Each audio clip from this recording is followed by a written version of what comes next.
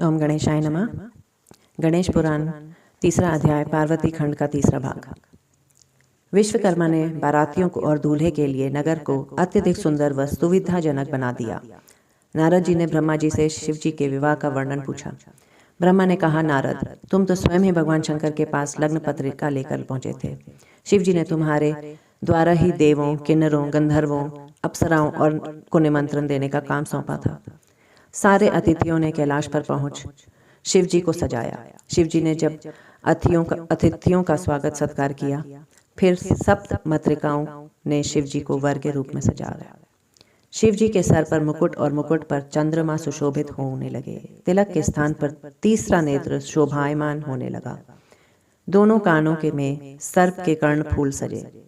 हाथी के चाम से उनका दुकूल बनाया गया और चंदन से उनका अंगराज बनाया गया।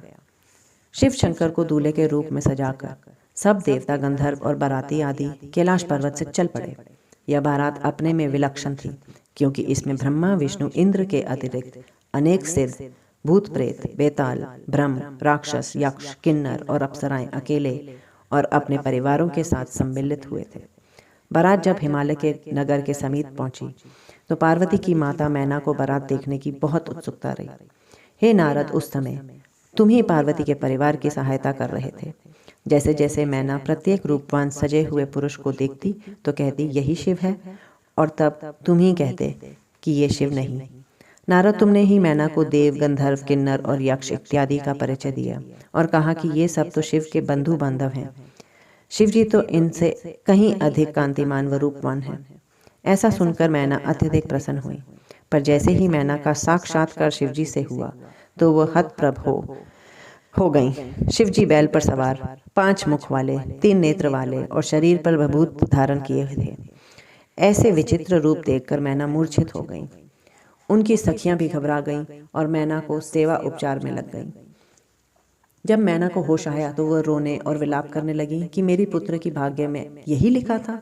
इसी प्रकार के पति का पाना के लिए पार्वती ने साधना की और पार्वती को बुरा भला कहने लगी। जिसने इस विवाह के लिए स्वीकृति दी और प्रयास किए थे, मैना ने सभी को अपशब्द कहे। विवाह के लिए लाई शुभ सामग्री को भूलकर पार्वती पर चिल्लाने लगी। कहने लगी कि क्या तेरी पूजा भक्ति ऐसे ही वर के लिए थी? यह सब तो बिल्कुल व्यर्थ गई। मैना ने कहा, नारद जी, मैंने तो पहले ही इस लड़की को समझाया था। जैसे कोई सोना देखकर भी कांच खरीदे और चंदन के स्थान पर विभूत प्रयोग करे, यह तो ऐसी ही बात है। भला इस रूप में पतिवर पाकर क्या पार्वती प्रसन्न रह पाएगी? पार्वती ने क्या कह यह दिन देखने को तब किया था? नारद जी, मैंने तो इसे पहले ही बहुत समझाया था, पर वह हठी लड़की नहीं मानी और निरंतर शिव जी को पाने के लिए तप करती रही। जब तुमने मैना को समझाने की कोशिश की तो तुम्हें भी उसने अधम और दुष्ट कहकर दूर जो जाने को कहा, और अंत में मैना ने वह घोषणा कर दी कि पार्वती की शादी शिव शंकर से नहीं होगी। ऐसा सुनकर सभी जन समुदाय व देव समुदाय में हलचल मच गई। पर्वतराज हिमालय ने मैना को समझाने का प्रयास किया। उन्होंने कहा, सत्य को स्वीकार करना ही हितकर और श्रेष्ठ होता है, लेकिन मैना ने पति की बात भी नहीं मानी। पार्वती ने स्वयं माता मैना को बहुत समझाने का प्रयास किया, लेकिन मैना तो क्रोध से भर गई और पार्वती को मारने पीटने भी लगी। सभी देवगण और विष्णु आदि ने मैना को शिव तत्व का सार समझाने की कोशिश की, पर उन्होंने कहा, जब तक मैं शंकर को सुंदर रूप में नहीं देख लूंगी, संतुष्ट नहीं हो सकती। उसके बाद शिवजी को अत्यंत सुंदर और सुसज्जित वेश में मैना के सामने उपस्थित किया गया। फिर उन्हें देखकर मैना अपनी पुत्री का विवाह उनसे करने को तैयार हो गई। अंत में शिवजी अपने गणों के साथ हिमालय के द्वार पर पहुंचे। मैना उनकी रूप सुषमा देखकर मुग्ध हो रही थी। संपूर्ण निष्ठा व भक्ति से मैना ने शिवजी की आरती उतारी। अनेक संस्कारों के उत्पन्न होने के साथ साथ पार्वती की यज्ञोपवीत संस्कार किया और शिवजी के द्वारा लाए वस्त्र आभूषण पार्वती को पहनाए गए। पंडितों में शिव की ओर से गुरु बृहस्पति ने तथा पार्वती की ओर से गर्ग ने शुभ लग्न में शिवजी और पार्वती का विवाह संपन्न कराया। पर्वतराज हिमालय और मैना ने कन्यादान किया। मंत्रों के उच्चारण के बीच जब शिवजी के कुल और गोत्र के विषय पूछा गया तो नारद जी, आपने ही उनकी महिमा, अरूप, निराकार, मायातीत, पर ब्रह्म होने का गान किया और गोत्र आदि की लौकिक बातों में न उलझने का परामर्श दिया। गोत्र आदि के बंधन को छोड़कर हिमालय ने कन्यादान किया। शिव जी के अनेक उपहार, वस्तुएं और धन राशि देकर संतुष्ट करके विदा किया। ब्रह्मा जी ने नारद जी से कहा कि जब विवाह हो रहा था तो मेरा मन पार्वती का मुखमंडल देखने को लालायत हो रहा था। जब कोई उपाय न दिखा तो मैंने यज्ञ में गीली समिधाएं डाल दी और पार्वती धुएं से बचने के लिए अपने मुख को अनावृत करने को विवश हो गई। पार्वती का अनुपम सौंदर्य देखकर मैं ब्रह्मा स्वयं काम मोहित हो गया। स्थिति यहाँ तक बिगड़ गई कि मैं अत्यधिक क्षुब्ध हो गया और वही स्खलित हो गया।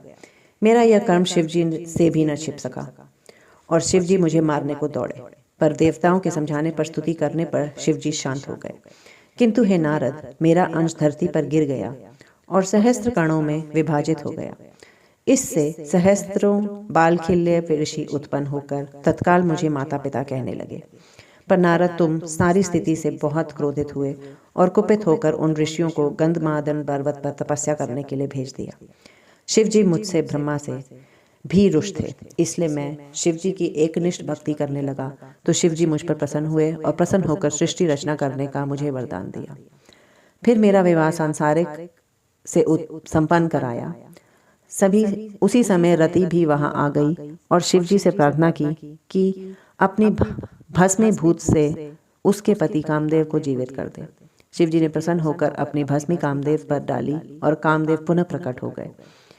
यह देखकर रति बहुत प्रसन्न हुई, लेकिन शिवजी ने रति और कामदेव को विष्णु लोक से बाहर ही रहने का आदेश दिया, जिसे उन्होंने मान लिया।